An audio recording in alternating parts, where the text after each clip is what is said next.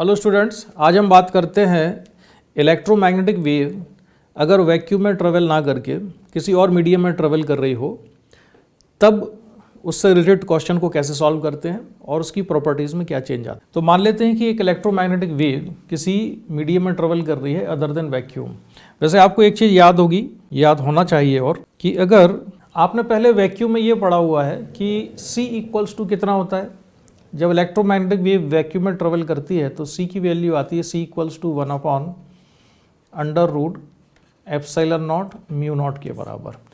लेकिन अगर other than vacuum electromagnetic wave vacuum में ट्रेवल ना करके किसी और मीडियम में ट्रेवल कर रही होगी तब यही रिलेशन बदल के हो जाएगा V इक्वल्स टू 1/√με। म्यू क्या है? यह है absolute permeability of the medium है और एप्सिलॉन है absolute permittivity of the medium. ठीक है, और क्या चेंज आएंगे इसमें? अब इसको हम ऐसे एक्सप्रेस कर सकते हैं कि म्यू इक्वल टू होता है म्यू नॉट म्यू आर के बराबर, एप्सिलॉन होता है एप्सिलॉन नॉट एप्सिलॉन आर के बराबर।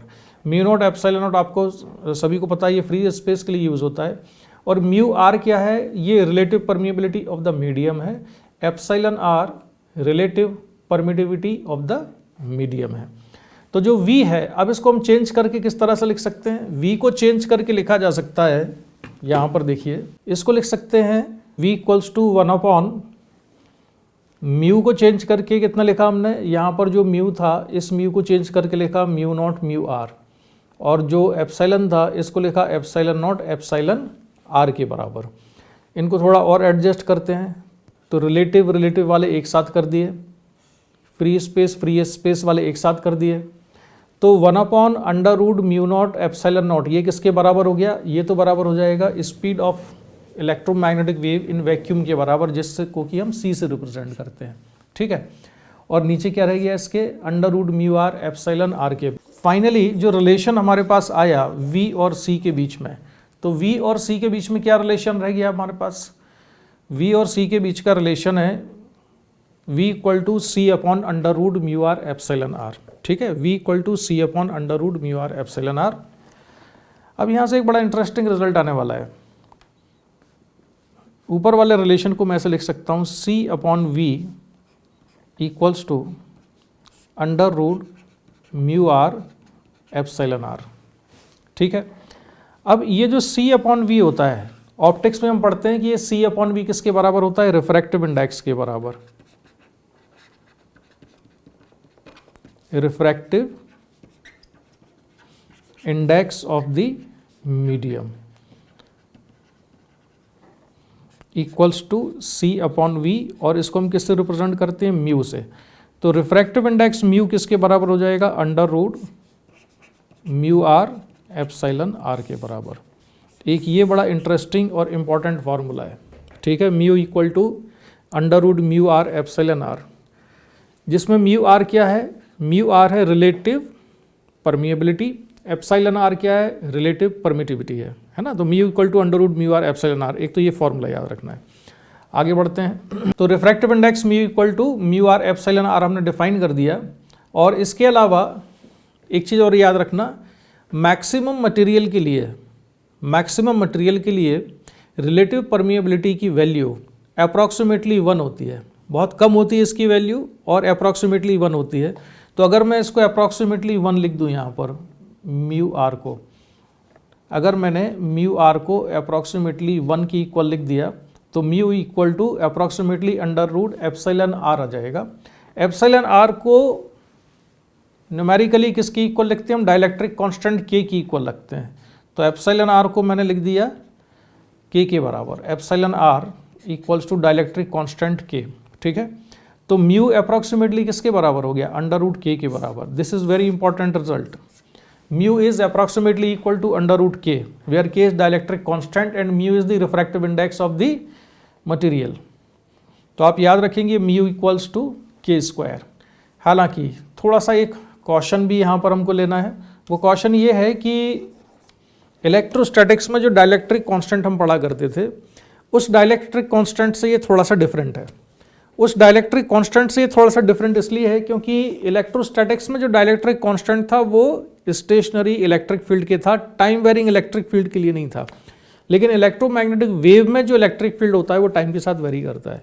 तो टाइम वेरिंग मैग्नेटिक फील्ड के लिए इसमें जो डाइलेक्ट्रिक कांस्टेंट आएगा वो स्लाइटली डिफरेंट होगा, ठीक है। इसलिए बिल्कुल स्टिक मत करना कि जो हमने डाइलेक्ट्रिक कांस्टेंट वहाँ पर पढ़ा था वही वाला डाइलेक्ट्रिक कांस्टेंट यहाँ पर है, ठीक है। तो ये जो रिलेशन है इसको आप अच्छे से याद रखेंगे यहाँ पर। और म्यू इक्वल टू कितना है, के स्क्वायर के बराबर। म्यू क्या है, refractive index of the material through which electromagnetic wave is travelling, this we study in optics, and k is the dielectric constant of the medium. Okay, चलो अब एक न्यूमेरिकल क्वेश्चन सॉल्व कर लेते हैं इस पर। ये क्वेश्चन है जेईई मेन 2019 का। तो जेईई मेन 2019 में ये क्वेश्चन आया था। क्वेश्चन ये है, an electromagnetic wave of intensity 50 watt metre square enters in a medium of refractive index N. Refractive index mu जो मैंने अभी थोड़ी देर पहले लिखा था उसको यहाँ पर क्या लिया गया, एन, विदाउट एनी लॉस, यानी एनर्जी का कोई लॉस नहीं है। इंटेंसिटी दोनों मीडियम में कैसे रहती है, सेम रहती है। The ratio of magnitudes of electric fields and the ratio of the magnitudes of the magnetic fields of the wave before and after entering into medium are respectively। जब ये question आया था तो एक इंटरेस्टिंग चीज़ ये हुई थी, अनफॉर्चुनेटली कई सारे स्टूडेंट्स ने इस क्वेश्चन का मतलब ही नहीं समझा था। इस क्वेश्चन में जो पूछा गया है वो है कि इलेक्ट्रिक फील्ड वैक्यूम में कितनी है, ई नॉट है, और इलेक्ट्रिक फील्ड मीडियम में एंटर करने के बाद कितनी है, ई। तो ई नॉट बाई ई का रेशो, और अगर मैग्नेटिक फील्ड में वैक्यूम में मान लो बी नॉट है और मीडियम में एंटर करने के बाद मैग्नेटिक फील्ड कितनी हो जाती है, बी के बराबर हो जाती है, तो बी नॉट अपॉन बी। तो इनका रेशो पूछा गया था, ई नॉट अपॉन ई और B not upon B. Students जो है ई अपॉन बी का रेशो निकल आए थे, जिससे उनका क्वेश्चन गलत हो गया था, ठीक है। तो इस क्वेश्चन का सोल्यूशन उस फैक्ट पर, उस कॉन्सेप्ट पर, उस इंफॉर्मेशन पर बेस्ड है जो कि मैंने अभी अभी आपको बताई है, ठीक है। क्या बताया मैंने आपको कि we know that refractive index mu equal to के स्क्वायर। म्यू को यहाँ से रिप्रेजेंट किससे किया गया है, के से, तो हम लिख लेते हैं एन इक्वल टू के square, where k is dielectric constant, n is refractive index. E naught upon e equal to k equals to under root n. हमने इलेक्ट्रोमैग्नेटिक वेव की प्रॉपर्टी में पढ़ा हुआ है कि e naught upon e under root n के बराबर आता है। और इलेक्ट्रोस्टैटिक्स से हम ये जानते हैं कि अगर वैक्यूम में इलेक्ट्रिक फील्ड ई नॉट है और दूसरे मीडियम में इलेक्ट्रिक फील्ड ई है, तो ई नॉट अपॉन ई का जो रेशियो है यही तो डाइलेक्ट्रिक कांस्टेंट के बराबर आएगा। तो डाइलेक्ट्रिक कांस्टेंट कितना हो गया, के, और ये किसके इक्वल है, अंडर रूट एन के, यहाँ से, ठीक है। तो मेरे पास e naught upon e under root n आ गया, यानी कि 50% क्वेश्चन सॉल्व हो गया। इसके अलावा इलेक्ट्रिक फील्ड का और मैग्नेटिक फील्ड का आपस में क्या रिलेशन होता है, इनका रिलेशन होता है e naught equal to b naught c के बराबर वैक्यूम में। E naught electric field in vacuum, b naught magnetic field in vacuum, and c is speed of electromagnetic wave in vacuum, जिसको कि हम सिंबल सी से represent करते हैं। और ई equal to B V, E electric field in the medium, B magnetic field in the medium, and V speed of the electromagnetic wave in the medium which is not vacuum, ठीक है। तो जो जिस दूसरे medium में electromagnetic wave travel कर रही है उसमें स्पीड कितनी है, v के बराबर है। तो यहाँ से दूसरा रिलेशन हम निकाल देते हैं, ई नॉट अपॉन ई, दोनों इक्वेशन को मैंने डिवाइड कर दिया। ये जो है e naught equal to b naught c और ई इक्वल टू बी वी, इन दोनों को अगर हम डिवाइड कर दें तो e naught upon e equals to b not upon b into c upon v आ जाएगा। ये जो सी अपॉन वी है ये तो रिफ्रैक्टिव इंडेक्स के बराबर होगा, ठीक है। और ई नॉट अपॉन ई, ये ई नॉट अपॉन क्या है, डाइलेक्ट्रिक कांस्टेंट के बराबर होगा, और डाइलेक्ट्रिक कांस्टेंट है के, और ये के किसके बराबर है, अंडर रूट एन के। तो इसको मैंने लिख दिया है अंडर रूट एन। तो under root n equals to b not upon b, and this c upon v is n. तो b not upon b solve करने के बाद कितना आ जाता है, ये आएगा 1 अपॉन अंडर रूट एन के बराबर। This is equation number 2। तो आप यहाँ से देख सकते हो कि रेशियो कितना आया, e naught upon e comma b not upon b, ये कितना हो जाएगा, ई नॉट अपॉन ई तो हमने पहले निकाल लिया इक्वेशन नंबर 1 से, अंडर रूट एन, और B not upon B equation number 2 से कितना हो गया है, 1 अपॉन अंडर रूट एन के बराबर। तो फाइनली ये ऑप्शन, कौन सा ऑप्शन सही हुआ, इसको देख के, इसको देखने से पता चलता है कि ऑप्शन नंबर बी सही है। This is the right answer.